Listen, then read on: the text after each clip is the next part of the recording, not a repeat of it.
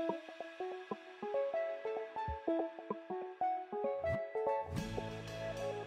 guys, it's Amy here today for your next Storytime Take and Make craft, which for the next 2 weeks is a paper plate lion mask.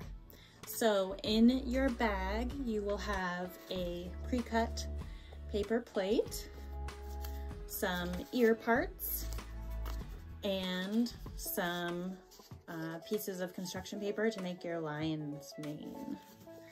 So what you need is glue, and it would be helpful to have a pencil to do some shaping of your lion's mane, if that's something you're interested in. I'll show you a couple different ways that you can shape the mane, but you want to start first with your ears. So you want to glue your ears to your paper plate. You can glue them on the front or the back of the paper plate. I think I'm just going to glue mine on the front. And you do the big brown piece first, and the little yellow piece is like the inside of the ear. Looks like that. Do the other one quickly. It might be easier to glue the yellow piece onto the brown piece first. Try that one this way like that, and then put a little glue on the back. Stick it to your paper plate. There's the start of our mask. It's our lion ears. And then there's lots of different colors you can use for your lion's mane. I'm gonna start with some orange, I think. And one way that you can shape them is you can bend them like zigzag back and forth.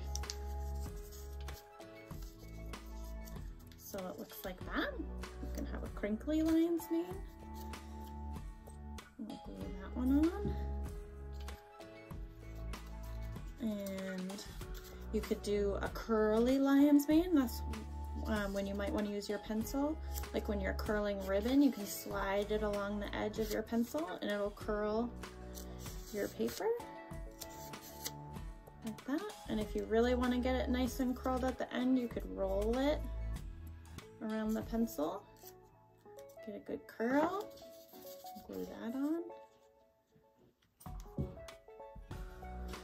And you can do that all the way around your mask.